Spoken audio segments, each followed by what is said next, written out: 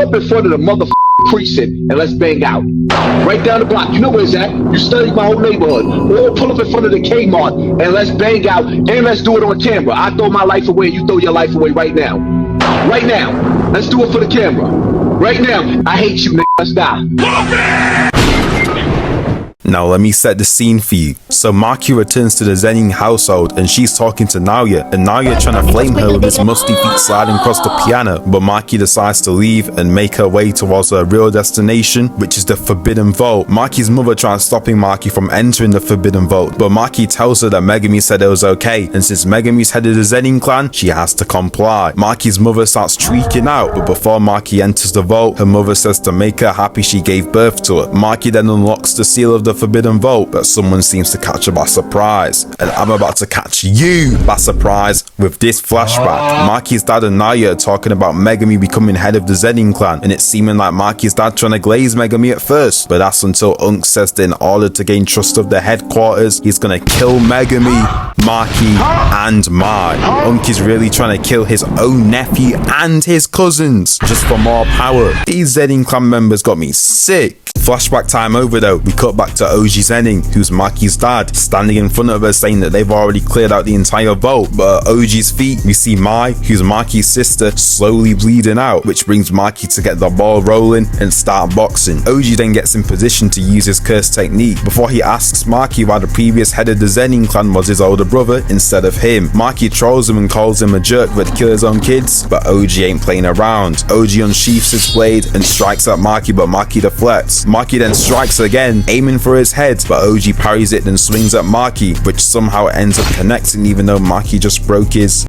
Man, what the heck? Maki slowly regains consciousness to be able to hear Ogi yapping about how his daughters both having little or no cursed energy in Maki's case was the reason why he couldn't become head of the Zenin clan. He then drops Maki and Mai into a pit and tells them that the entire room is surrounded by grade 2 curses or lower that are slobbering from the mouth for a feast. Then he leaves the two of them and closes the door after saying good riddance. Mai crawls over to Maki and checks if her heart is still beating, which thankfully it is. Mai then gets closer to Maki so that she can kiss her, entering the two sisters into their own world. Mai says to Maki, you already know what my curse technique can do, but I can't make anything large or complicated. Then she adds on to that when she says that she's wounded from where Oji cut her, so once she creates this, she'll die. Mai tries to leave, but Maki isn't having none of that and tells her to come back. However, Mai then tells Maki that because they're twins, they're seen as the same individual. Hey, let me land real quick if you don't understand. Maki can try as hard as she wants to grow stronger, but as long as Mai doesn't have the same goal, she'll never reach her peak. Same thing with Maki's heavenly restriction. Even though it's a strong ability, she'll never reach her peak if her twin with cursed energy is still alive. Maki doesn't care about all this and still tries to convince her otherwise, but to no avail. Mai's decision is final. However, before leaving Maki behind, Mai asks Maki to do one thing: destroy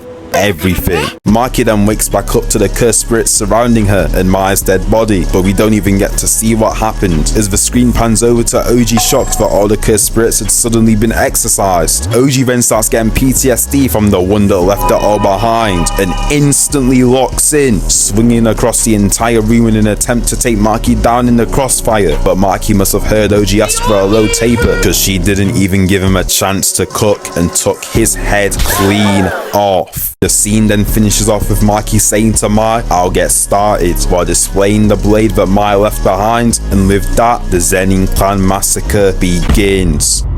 Maki starts by walking into this room where she quickly gets ambushed by a large group of Zenin clan members that don't have cursed techniques in the cookery unit. They all stare in silence for a little bit before this brave individual starts screaming, motivating the rest of the clan to start charging towards her. Unfortunately for these 4 men that were first in line, Maki gave them the spinjitzu treatment and ended all 4 of them in an instant. Maki then goes on the offensive and starts ending people left, right and center, hitting unnecessary flips in the process like she's Leon Kennedy.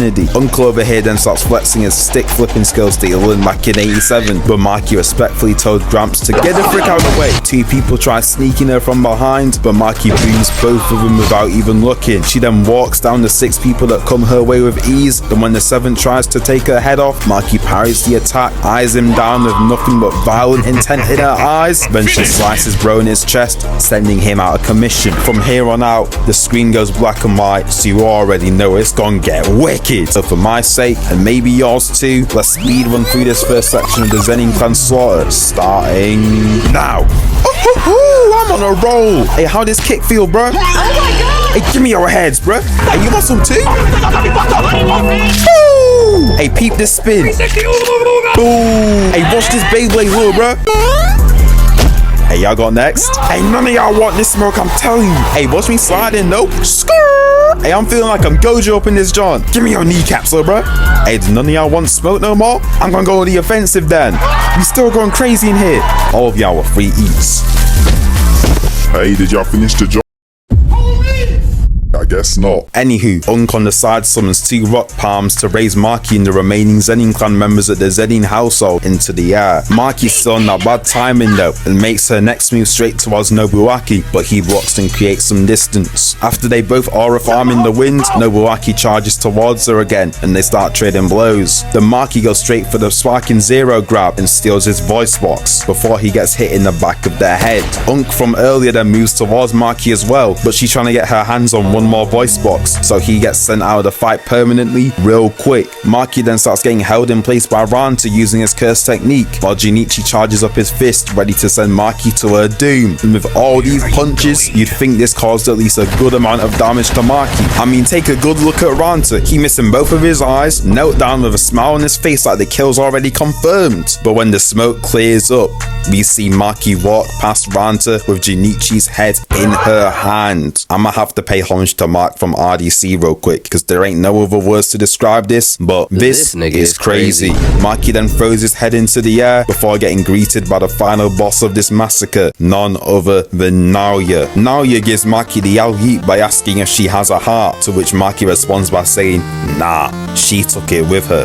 The screen then cuts back to a flashback of Naoya while he was a little kid, excited that he was going to become head of the Zenin clan. Then he starts talking about a man with no cursed energy in the clan, flaming him and saying that he must be sorry. But did Naoya know? Absolutely not, because when Naoya had his first glance at Toji walking past him, he could not move a muscle. Toji's aura alone for real had sent him into paralysis, and that day he in fact realized there might be levels to this. We then cut back to Maki and Naoya running their hands, and they are both locked in. They're both throwing a barrage of punches at each other like these folks in JoJo's. Then Maki gets grabbed by Naoya before she gets punched straight in her gut. Naoya then says that nobody was able to understand Toji, excluding Satoru Gojo of course. The Maki's got Maki locked in an infinite combo. He has the nerve to say that the one who stands beside Gojo and Toji is him.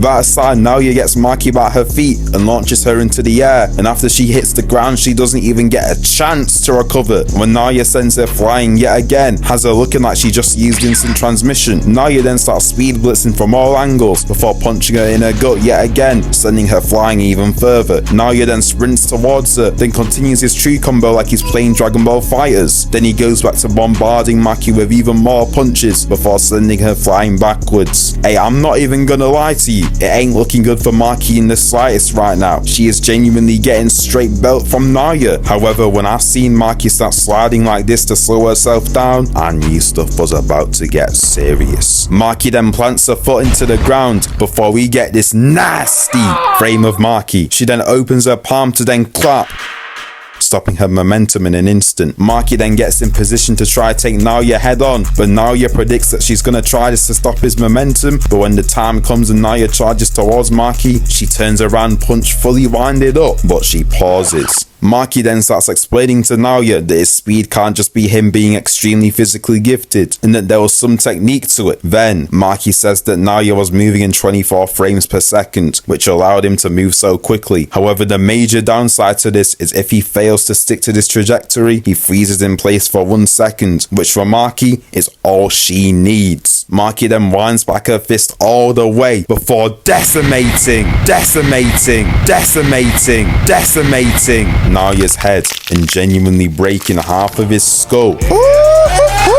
If you haven't invested in Maki stops, you better invest now because we are eating. Got a quadruple replay on that hit as well. You know Naya's finished. Maki's rubbing it in his face too, talking about some, what did you say? Hey, she got it, yo. But listen, let me calm down for a minute because we're not done just yet. Maki finds her mother and she is terrified at the sight of her. But Maki is trying to ask her why she told Maki not to enter the Forbidden Vault earlier on. What? Maki's mother is too lost to even respond to her question though. So Maki raises her blade and slimes her out. Look, I know Maki's got to finish the job, but this is still crazy work. But moving on, we cut to this absolute fraud Naoya still talking crazy on Maki, but on his last legs. But Maki's mother, who somehow survived the attack from earlier, creeps up on Naoya and puts this boy to rest once and for all, with her dying shortly after. Momo pulls up as Maki's leaving and is distraught by the sight of Mai's dead body. The Maki tells Momo to take care of her before Maki takes her leave, finishing off this episode and bringing an end to this slaughter. But on that note, I'ma take my leave. So to all of you that have made it to the end, I appreciate it genuinely. Remember to take care of yourselves. God bless. We outta here.